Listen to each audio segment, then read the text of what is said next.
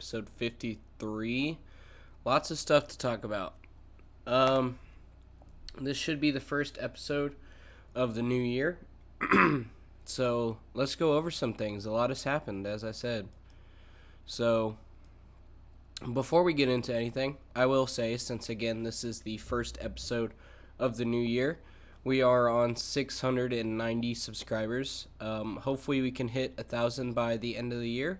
And if we do, I'll do some sort of challenge or something else. We'll see. But yeah, let's try and hit 1,000 by the end of the year because that would be exciting. But I will say I'm a little sick right now, so that's why my voice sounds a bit different. So forgive me if I have to clear my throat or anything like that. But let's get on into it. So the first thing I have written down on here is Draymond Green. So Draymond Green once again had a exchange with a Suns player, and he was suspended indefinitely.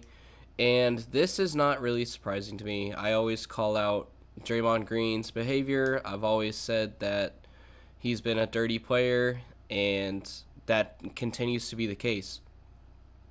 And it really starts to put a bad eye on the Warriors organization as a whole, because you start to think about all the other instances that Draymond has done something like this, or even Zaza back when they had him, the whole Kawhi situation, and what he did to Sabonis and what Draymond did to Sabonis against the Kings, and just all these different instances of what the Kings have done in order to sort of get the upper hand. And it really makes you question some things. Obviously, I'm not questioning any of the Warriors championships, but I'm just saying that to the general public, that they could start negatively looking on at the Warriors' success. And yeah, I have a whole video that I have planned for that the more Draymond continues to do this, the more it negatively affects the Warriors. I've seen some stuff about how with Draymond suspended, it's actually helping the Warriors and they're winning more games and having better stats. But in the long run, right, the Warriors, one major reason they got rid of KD was because of KD fighting with Draymond. And then Draymond obviously got in a fight with Jordan Poole. And then Draymond had a contract negotiation where he got a large sum of money for him to be extended.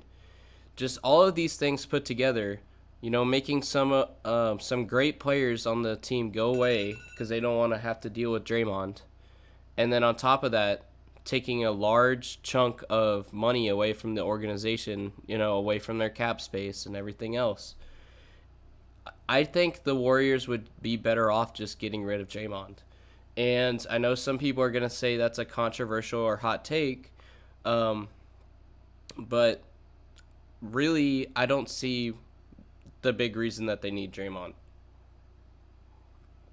I think that there's much better power forwards and people that play Draymond's position out there.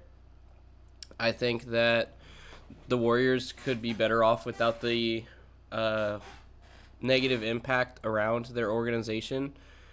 And I think that if they really wanted a better power forward, they could go out and get that and not have to worry about Draymond. And again, him being there only causes more problems, as we've seen. And I really do think that they would be better off just getting rid of him.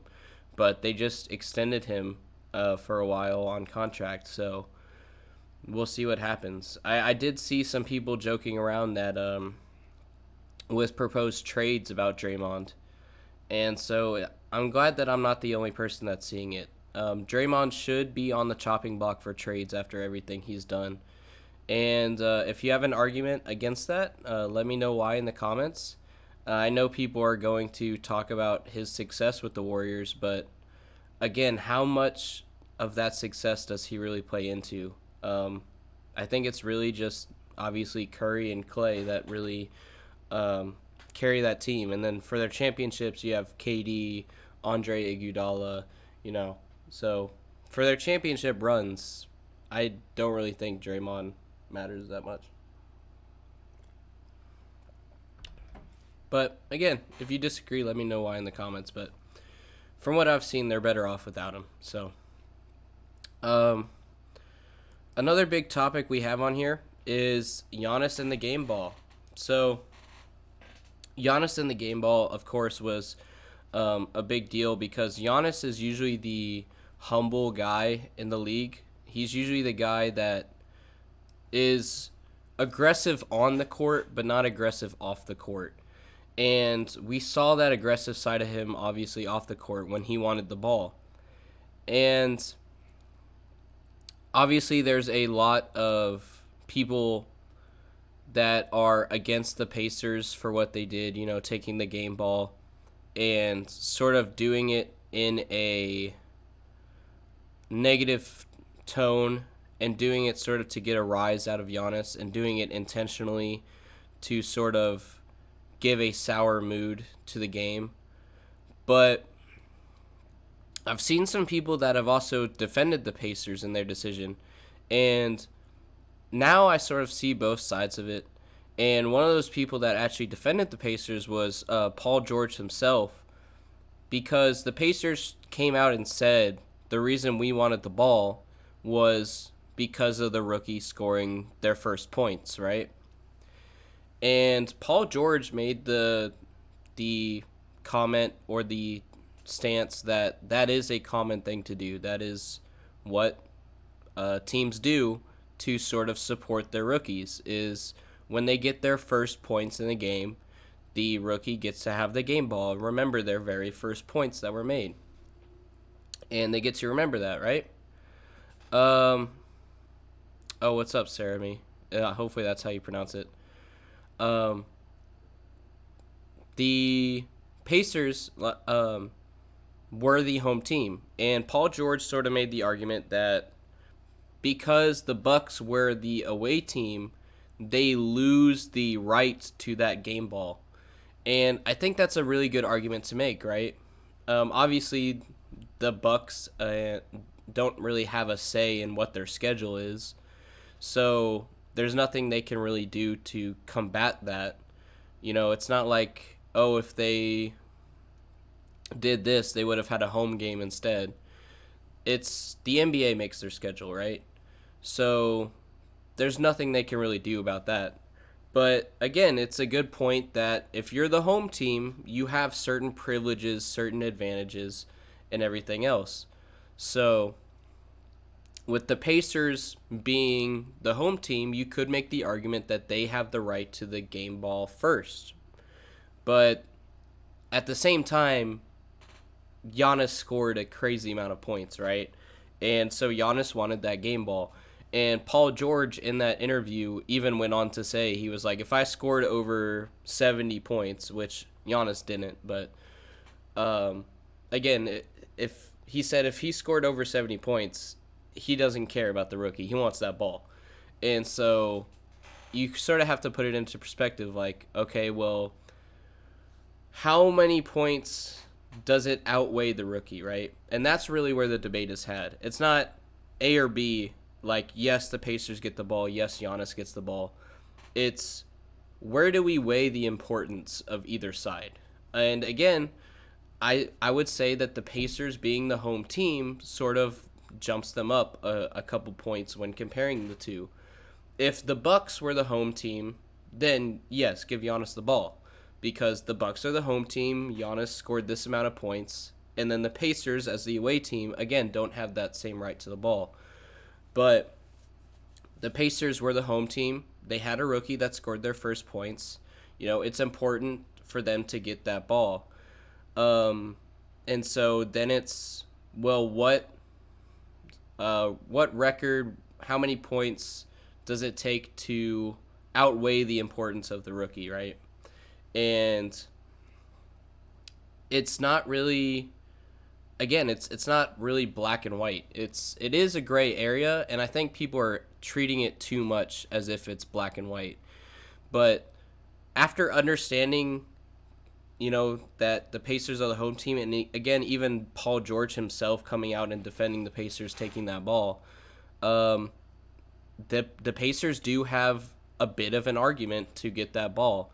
But of course, it turned out to be the spectacle that it was, where Giannis got understandably angry. He rushed into the tunnel and started fighting in the Pacers locker room to get that ball. And as much as I love Giannis, that was not the right way to do it, because again, there's an argument for why the Pacers can have it, and the more violent that you react, the more people are gonna be against you, and that's just simple social awareness, or being political. Political, you know what I meant. Just, you have to sort of gain, for anything to happen, you have to get the general public's approval, because everything is about general public approval and money these days, right? So you could have put in an official request to the NBA committee to get that ball, right? But the more that you make a spectacle of it, the more aggressive you act, running into the tunnel, running into the locker room, the more of a big deal you make it, the less they're going to weigh in your favor because of the attitude and the behavior that you have. But again, Giannis doesn't have really a reputation for doing that. Giannis has always been the humble and chill guy. So I don't think it's really going to affect him that much. And if I remember correctly, I can look it up right now, but I think he did get the game ball. But again, it's like, okay, they put here on a CBS article, CBS Sports is that Jack Maloney? Jack Maloney confirms that Bucks security was able to retrieve a ball for Giannis, but Giannis does not know if the ball he received is actually the game ball. Giannis said, "I have a ball, but I don't know if it's the game ball. It doesn't feel like a game ball to me." So it seems like in order to make Giannis happy, again, they just gave him a random ball, right?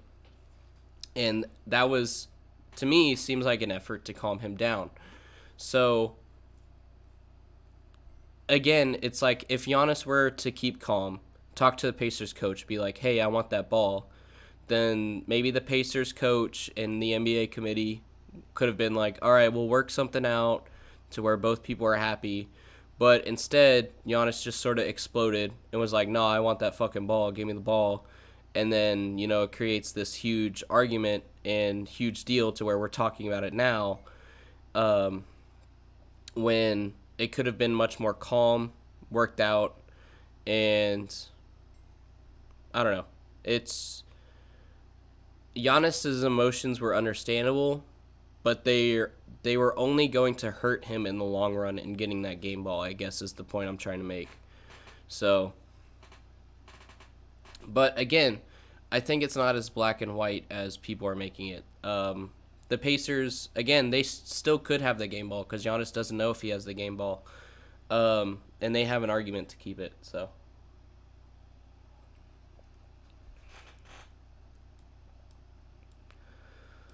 Next on my list, I have the Pistons losing streak. So again, I've discussed the Pistons losing streak in a video. I did a whole timeline on why the Pistons have been losing for several years. And I think it's actually important to do that because you can't just look at this year on its own and be like, okay, the Pistons suck this year. They suck this year because, they suck because of what they're doing this year. It's really the butterfly effect of the Pistons and the NBA as a whole, right? Excuse me. Because there were so many decisions that were made that just continued to cascade down the Pistons, and just continue to destroy the organization, right? Again, I did a whole video on it, and it was meant to be like a Netflix documentary feel because of how in depth it was, and you really have to do that to understand why the Pistons are failing so much, because it isn't necessarily they do A and it causes B. There's a linear progression, right? Because they traded away a lot of their key players after the championship. And then they decided to bring in old veterans that couldn't do anything because, again, they were older veterans. And they basically destroyed the entire cap space they had. And it was sort of this snowball effect that because they were trying to bring in new players every single year and having new coaches every single year as well, that the players on the roster never really developed. And because they never developed, they just continued to get worse and worse, which just got more blame from the coaches and everything else, to where they hire a new coach, and again it just continues to snowball where they get a new coach and then they don't develop, and then they do bad, and then they get a new coach. And really a key part, obviously, of a good team is to have developed players. Like, even the Spurs are struggling with that now, where we have a really young roster, they're not really developed, and we have to figure out how to develop them in order to make them competitive, right? Which the Spurs I'm going to get into here in a minute. But that really was their big demise, was just the fact that they scrambled so hard and tried so desperately to fix their losing team that in doing so, by trying to fix it, they only made it worse. And really, if they had just kept the same coach or the same development staff, they probably would have had better success. And on top of that, I talked about how they got a new stadium. It's like, okay, well, why is getting a new stadium important? And it's because it plays into everything else.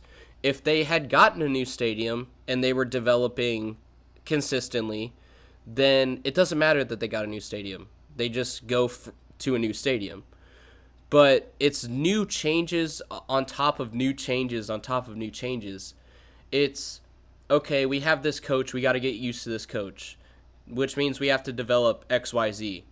Then we get a new coach. Okay, we have a new coach. Now instead of developing XYZ, we're developing U, V, and W. And then we get a new stadium. So we're finally used to the new coach. We're finally used to developing U, V, and W. But now we have to change to a completely different spot in Detroit, a different development, or different place where we're developing our skills, different atmosphere, and it's just the fact that they have all these changes piled on top of each other that they just, again, they can't develop, they can't grow as players because they're sort of just mismatched together. I hate to really compare it to 2K, but just bear with me and hopefully you'll get what I mean. Let's say you have a little bit of VC, right? You have like a 55, 60 overall player. You increase each of their stats by 1. You're not really going to boost your overall that much. But if you're like, okay, let's put all of our VC into one stat real quick, and let's say you put it all into rebounding. Okay, well then maybe you earn a rebounding badge. Maybe you go up a little bit overall. You can maybe become a glass cleaner. And that's what I really mean with the Pistons, is like their skill sets are all scattered because they didn't have anybody to really focus on one thing. It was constantly changing. And on top of that, again, they were wasting their cap space. They were like, let's bring in Tracy McGrady, let's bring in Allen Iverson, which didn't really do much for their franchise. And then they took a gamble. They were like, let's bring in Blake Griffin, which Blake Griffin could have been good for that team if they had like another decent point guard.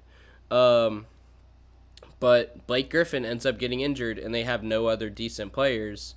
And that experiment is over with, and they have to continue paying Blake Griffin even though he's injured, and they have no more money to bring in anybody else.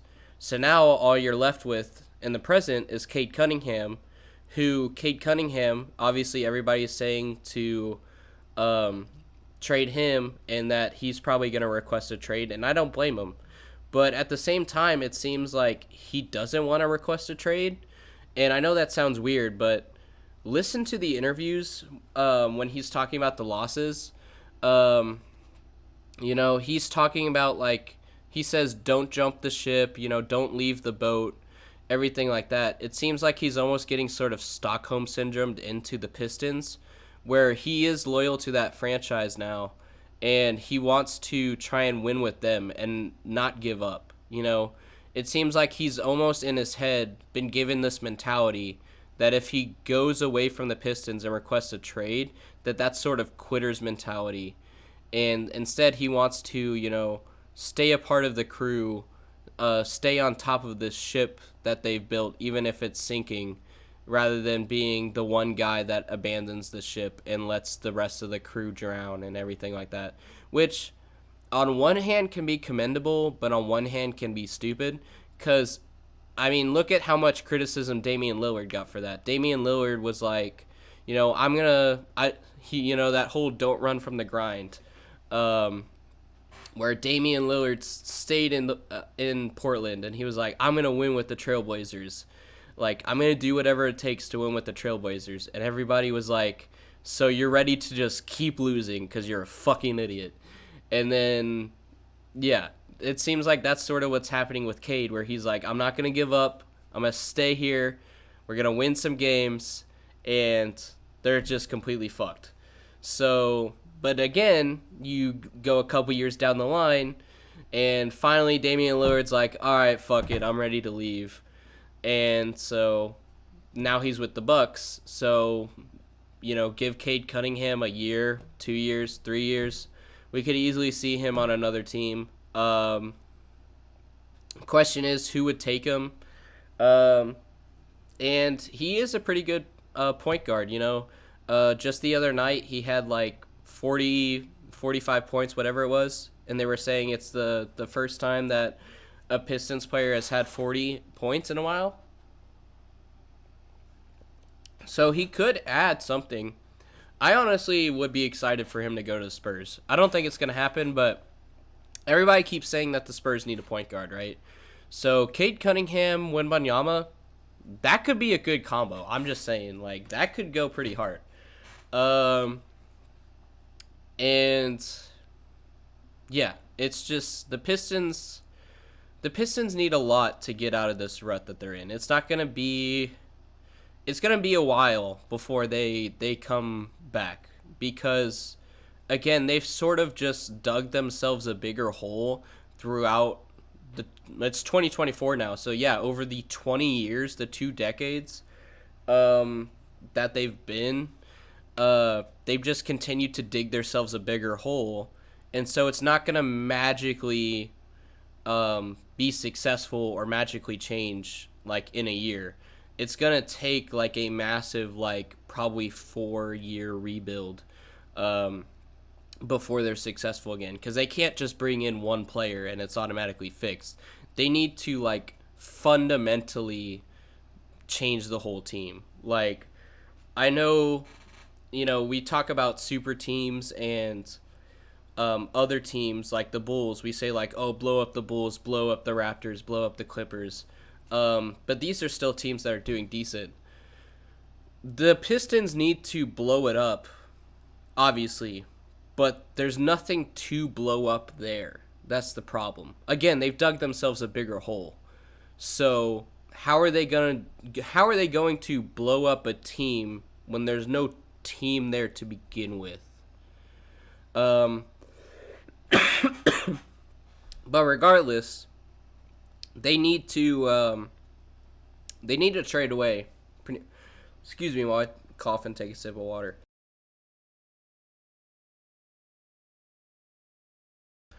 Sorry about that. I wanted to mute myself while I was coughing. Um, but again, they need to completely rework their roster, which is going to take several a lot of time to do. I have on here talking about expansion. I'll probably talk about that in another video since I have to research that a little bit more. I wanted to make a whole video about that where there's a lot of speculation about what will happen with an expansion, but there's several steps and a process the NBA has to go through, so it's more thought out than just the speculation and everything that people have. Oh, great. The next thing I have on my list to talk about, the Harden video. Let's talk about the Harden video, shall we? So, for people that are unaware, people that are new to my channel, I uploaded a Harden video a little bit before Christmas, right? If Opera GX would load, that would be great, and I could pull it up for you guys.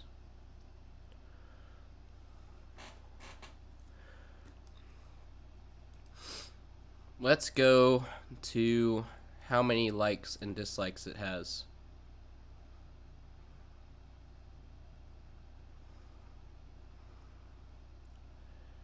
As of right now, it has a 38 like to dislike ratio.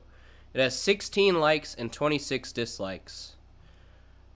And there was a lot of comments on that video as well. And I ended up making a bet with one of the commenters because I sort of stand behind what I said. And also, whether or not you like the video or not, it's got 1,000 views. So, but I basically said that the Harden trade isn't going to work out. If we go to the Clippers' schedule, they lost against OKC, they lost against Boston, but they won against Charlotte and Memphis, which I don't really think is that accomplishment because Charlotte and Memphis both aren't doing that great. But they won against Miami, they won against Phoenix, so two decent teams, and Harden had a double-digit assist in the past 3 games. 13 assists, 10 assists, 11 assists. So my biggest criticism on that video was that I don't think that Harden is going to be a team player. I don't think that he's really going to give assists. I think he's going to demand the ball too much, and that we don't see Harden as a lower option that often. Harden always has problems not being the first option. He always gets mad when he's not the first option. So I think that I thought it was going to cause a lot of issues with the Clippers. They have been getting some wins, and again, he has over 10 assists in the last 3 games. So it seems like they're making it work. But again, it's a question of whether it works postseason. So I'm not backtracking on what I said, but I'm more in a neutral zone here. Because they are making it work for this season so far, but I still stand behind what I said. Excuse me while I blow my nose. My nose is getting... I was getting a bit congested while I was talking, so it was affecting my speech. But what I was trying to say is, I don't know if it's going to work postseason. And that was my main point in the video, right? Because the Clippers always choke postseason. Because postseason, everybody gets into playoff mode. And playoff mode, they want to do XYZ. They want to have the ball in their hands. They want to help the team. But, so again, I think it's a question of whether this works postseason. Are they going to sit down and have a talk of, how are we going to do this in the playoffs, But, yeah. I still stand behind the stance that it's a wait and see scenario, and yeah, I again we'll wait and see because I'm not backtracking on what I said. I still stand behind it. I think that they're gonna choke in the playoffs, and if they don't, then I'll make a video saying I was wrong. I will accept defeat and admit whenever I am wrong and have a bad take if they end up going past the conference finals. But I really don't think they will. So.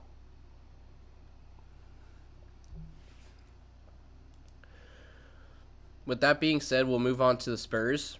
So, the Spurs can be summarized in one sentence, right? They need a point guard. When Trey Jones is on the floor, when Trey Jones is starting, again, I made a whole other video about this. They do well. And that's because Trey Jones, despite him not being the best point guard, is still a point guard. And that's really what the Spurs need. There's a huge meme going around about, Wemby being like, guys, pass me the ball. And the Spurs are just happy that they're on TV, if you've seen that meme. But as a Spurs fan, it's sad. Because, again, that, like, a point guard and especially a shooting guard would fix, like, 90% of our problems. We have a center now, and Wemby is a really good player. We just need, Wemby went up against Giannis the other day and was able to keep up pretty well. We just need somebody to pass him the fucking ball. I mean, it's as simple as that. We need a point guard, shooting guard. I mean, you look at the big three that we had when we did win championships. It was a point guard with Tony Parker, shooting guard, Manu Ginobili, power forward, Tim Duncan. We need another decent three players where, even if it's not a shooting guard, small forward, right? You have three positions, small, medium, large, point guard, small forward, center. All our bases are covered. Point guard can pass to the small forward, to the center, so on. Again, we just need that point guard, and we start winning some games. And there's a lot of speculation. I've heard from people in San Antonio, people that are Spurs fans, being like, oh, we're tanking again so we can get a really good point guard.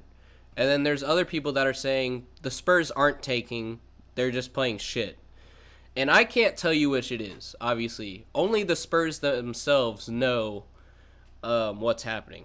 But I don't think this is intentional. And that's what makes it worse. Because, again, Wembanyama has shown frustration with not getting the ball. There's a clip that's going around where after the play, Wembanyama runs up to the basket and, does a, pretend layup, pretend dunk, showing how easy it is for him to score and, how the lane was open for him to score and he didn't get the ball.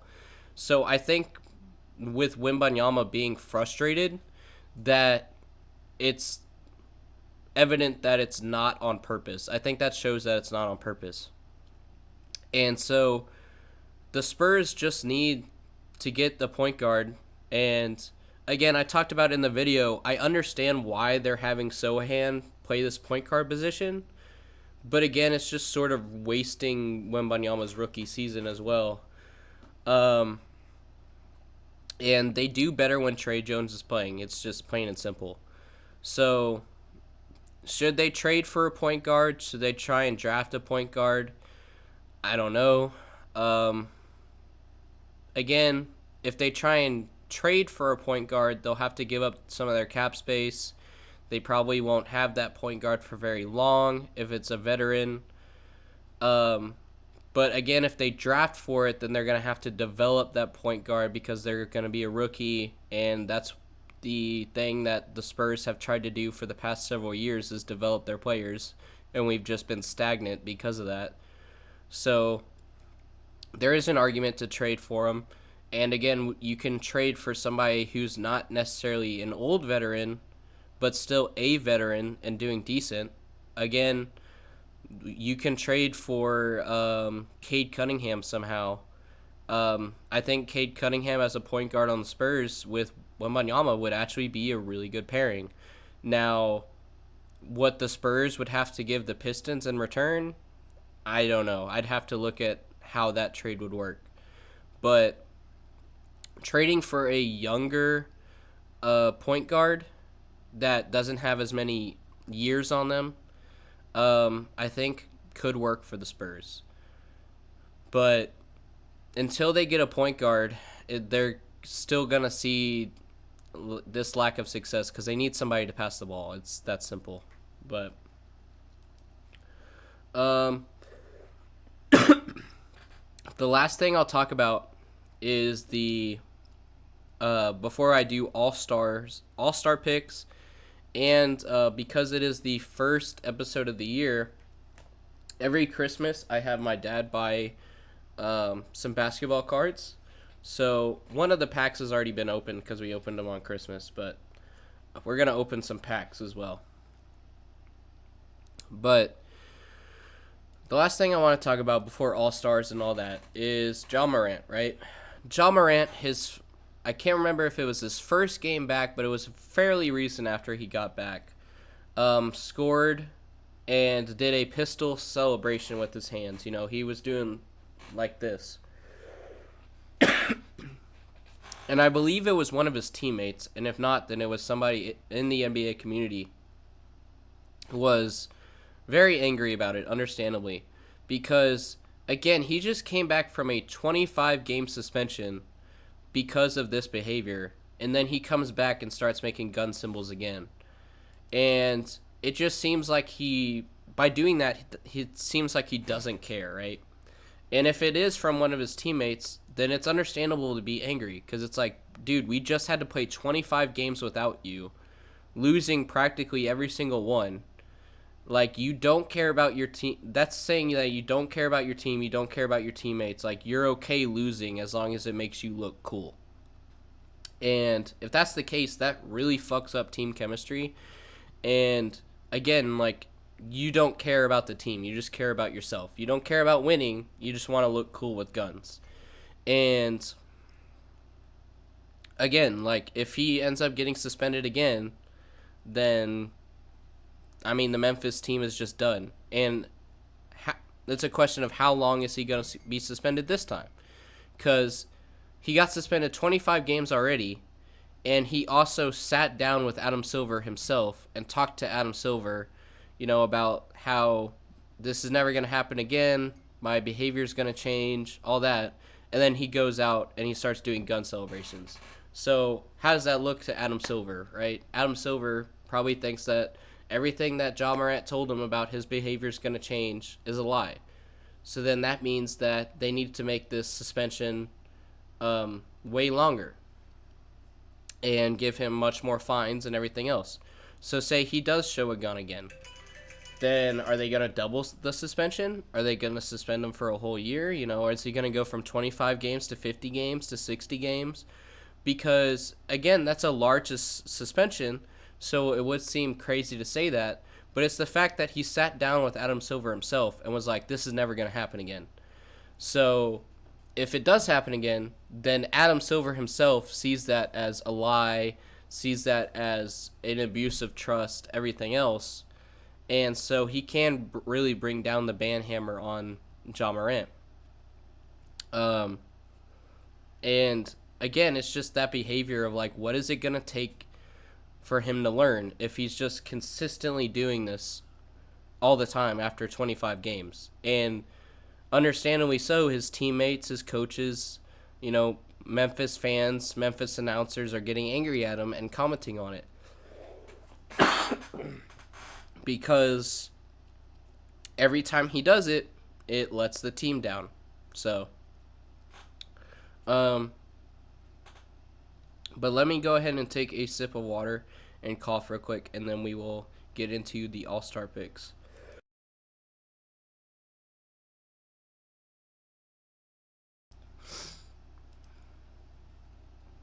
So let me pull up Chrome real quick.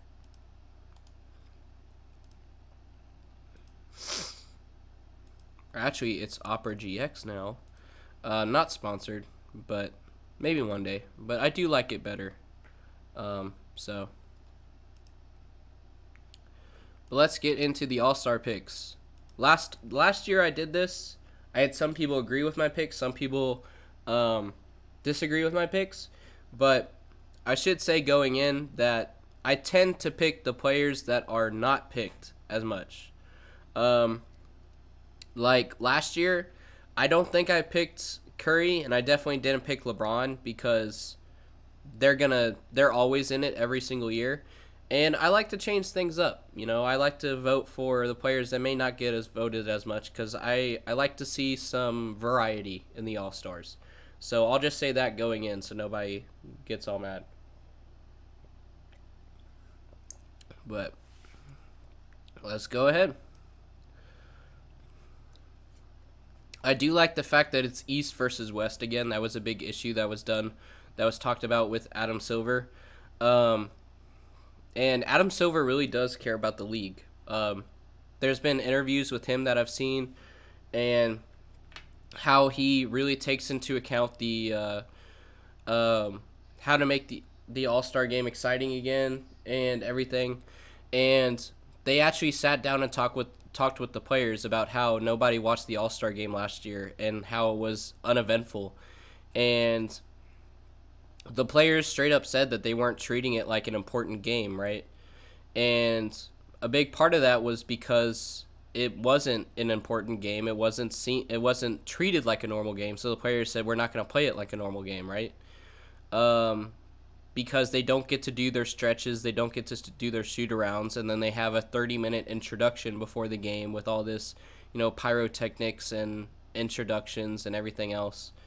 So the players just sort of slacked off the game. And Adam Silver said they're going to change that this year. So it'll be interesting to see how they're going to do it. Like maybe they do the intro before the game, like before the stretches and the shoot around. Therefore, the players have the same amount of time that they would a normal game to stretch and shoot around before the game. But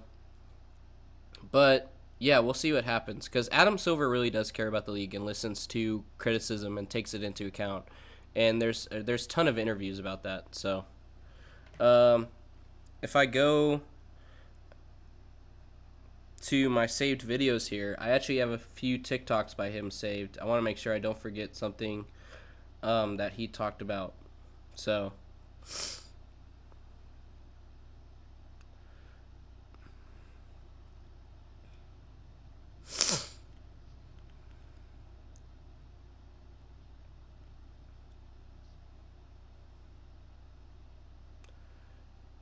I also saw that they're going to try and bring important finals courts back because they want it to feel more authentic to the finals and everything else.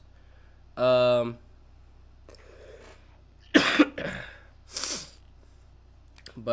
yeah. Anyway, enough of rambling about that. Let's get into the All-Star voting. So, I'll start with the West first because that has the Spurs. So, again, I tend to not go for the people that are normally voted, so I'm going to skip on Luka here. And for me, it's between SGA and De'Aaron Fox. Because, again, everybody else is going to vote Luka, so I want to vote somebody else. So, SGA has more points and more assists.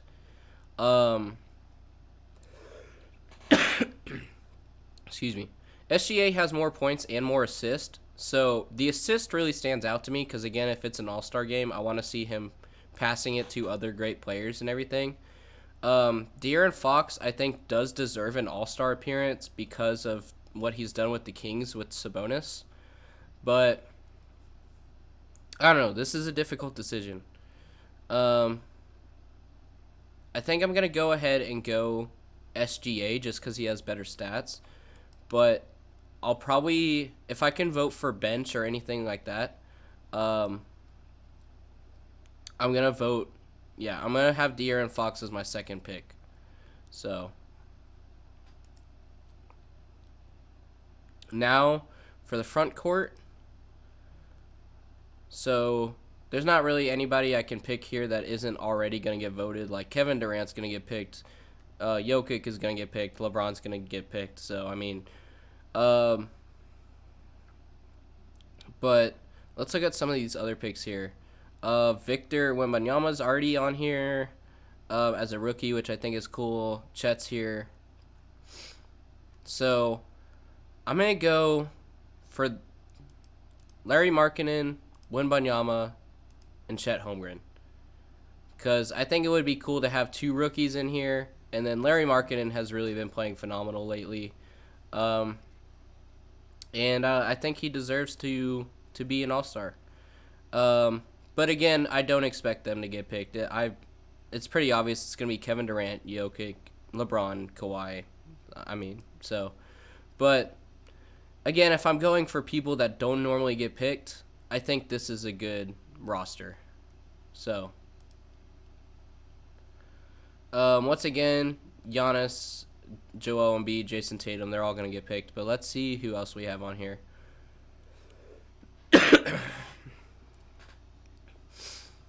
Right. Jimmy Butler, because of what he did in this previous playoffs. I might go Banchero as well, because he's been having a masterclass this season. Shout out to JX Army. We're going to talk about that on a episode here soon. And I need one more. Let's see. Mikal Bridges could be a good pick. Yeah, I don't want to vote for people that are already going to get picked, but Giannis is the only answer there, I guess. So, Trae Young, Donovan Mitchell. If we're going to have Giannis, we might as well have Damian Lillard in there. And Cade Cunningham. Because, again, Cade Cunningham deserves it after what he's been doing for the Pistons. And, yeah. After what he's been through with the Pistons, he really deserves it. I mean, he deserves to be cut a break. So, again, sort of unpopular picks. I have Larry Markkinen, SGA, Wembanyama, De'Aaron Fox, and Holmgren. And then on the East, we have Damian Lillard, Cade Cunningham, Giannis, Banchero, and Jimmy Butler. Now, who do I think is going to get it? It's going to be Luka and Curry, and then LeBron, Kawhi, Kevin Durant, and then Trae Young, Donovan Mitchell, Giannis, Embiid, and, yeah. So, but again, I think it's more fun to vote who you would rather, sort of the underdogs, rather than the easy picks like LeBron and Curry. So, review and submit. There we go. Now I'm going to switch back so that y'all don't see my email and all that. And let's submit these picks.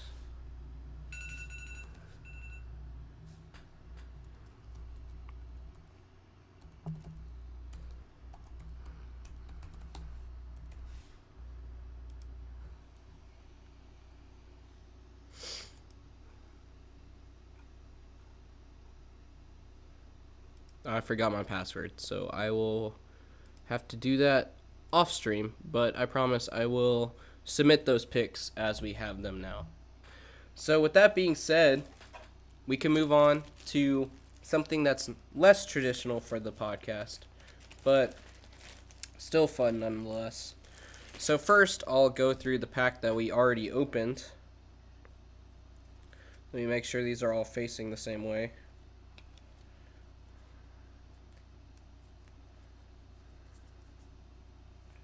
Alright, there we go. So, the Wembanyama card is actually hard to get, or so I've heard. But, ironically enough, literally the top of the pack on the first pack we opened, rookie Wembanyama, first card. Then we have Keldon Johnson. Here, I'm going to move my camera down so y'all can see better.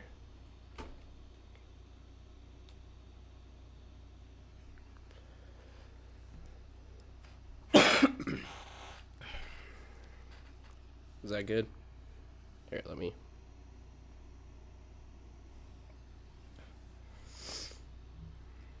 Kevin Garnett, Scoot Henderson, rookie card, Jordan Hawkins, Anthony Simmons, Terry Easton card, which is another younger player, Gary Trent, Evan Fournier, Larry Markkinen, who I just talked about, Bones Highland, Kevin Huerter, another decent player, Jaden Ivey on the Pistons that have been losing. Then we have Cameron Payne with his Spurs jersey. And then we have JJJ for Miami. So again, that's the pack that we already opened. So now we can get on to the other packs. Let's see if we got any more decent players. And I will be putting these cards in sleeves. I just need to go out and buy some sleeves because I'm actually out of sleeves right now. So let's go ahead and open this one. There we go. It wasn't opening for a sec.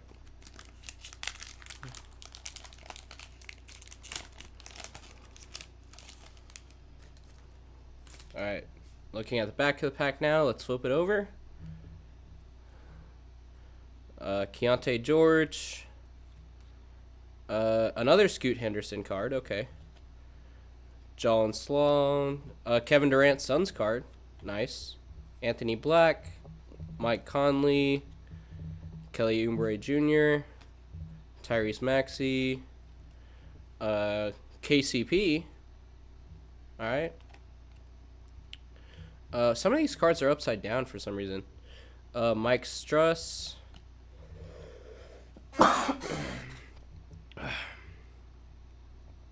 See, this one's upside down as well. Jake Lavera. DeAndre Hunter. Marvin Bagley III. And what is that? I can't read the... Oh, that's Lonnie Walker. Okay. And from the Utah Jazz, Taylor Hendricks. Okay. There's that pack.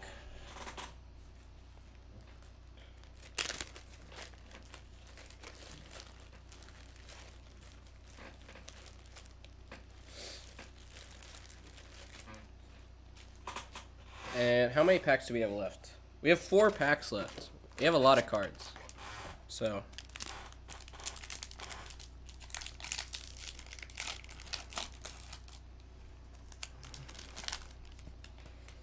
Alright. Last card is Memphis Grizzlies. Let's flip it over. Nick Smith Jr. Jonathan Kuminga. James, I don't know how to pronounce that last name. Devin Vassell with Spurs. Luka card. Okay, Luka Doncic. Manuel Quickly. It's hard to read some of these upside down. Ben Simmons, okay. Drew Holiday, all right, but that's with the Bucks, so before he got traded. Peyton Pritchard, Mason Plumlee, Keegan Murray, James Wiseman. All right. Ooh, SGA. Let's go. Eric Gordon. And the Memphis card from the start. Oh, John Morant. It's a Skyview card. Nice. Let's go.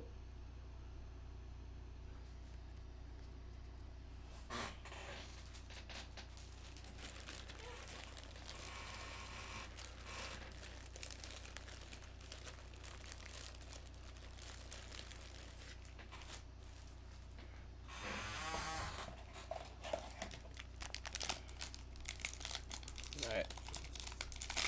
Let's open this one.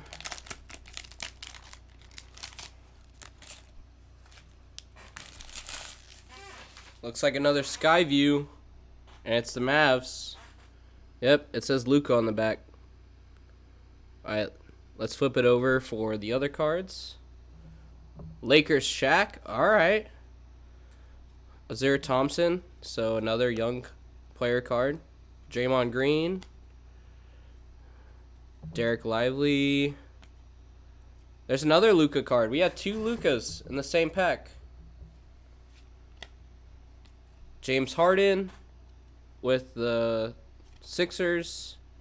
Jamal Murray. Jabari Walker. Dylan Brooks with the Rockets. Zion card. Okay.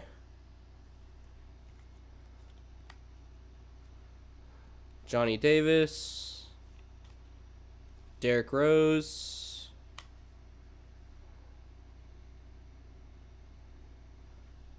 How do you say that name? Again, it's hard to read upside down. Simone Fontecchio.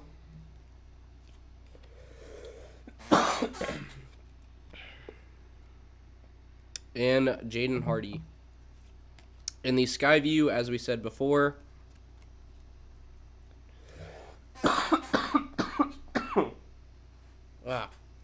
forgive me. And Skyview Luka.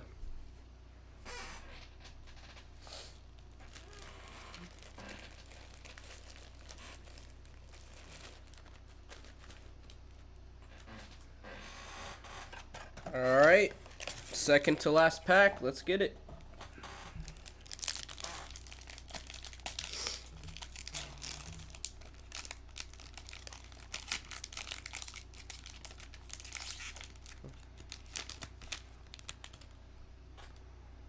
So the last card in the pack is a SGA card, so nice.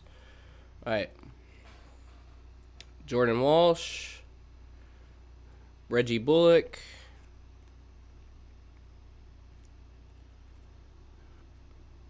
Tristan Volvovic. Ooh, another Victor card. Let's go.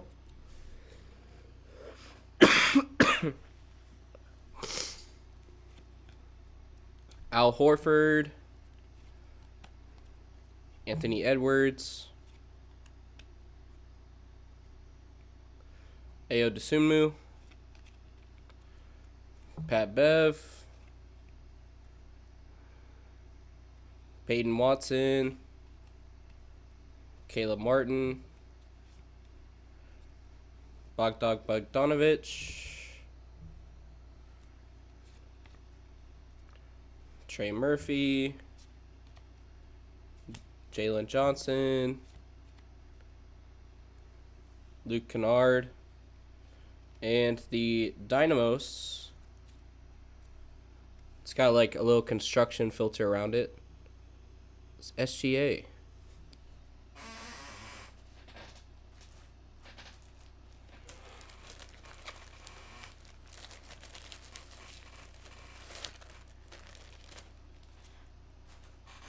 All right, ladies and gentlemen, last pack.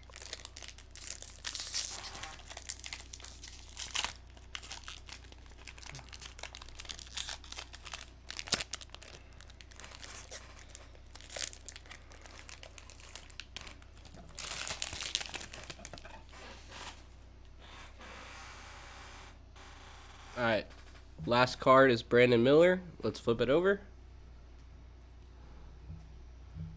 Cam Reddish, Maxwell Lewis, Max Christie,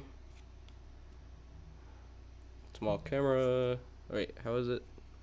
Yeah, Tamani Kamara, PJ Washington, Bobby Portis, Kristaps Porzingis. All right, nice. Jaden McDaniels, Terry Rozier, Usman Dieng, Danny Green, Kyle Lowry, AJ Griffin, Jaden Slauson. Dude, some of the text, I don't know if y'all can see that. Some of the text is almost printed the same color as the team color, and it's almost impossible to read. Like, can y'all read that? Like, it just, it blends in with the color too much. So, and then the last one we got was the Brandon Miller card. So nothing too exciting in that last pack, but we still had some good stuff in the other packs. So, all right. Again, we don't traditionally open packs on the podcast, but I thought it would be fun to open the packs I got for Christmas. And off camera, I'll see if any of these cards are worth anything. If they're worth keeping, worth not keeping. Predicting if they'll rise in value, because again, the Wembanyama one probably will.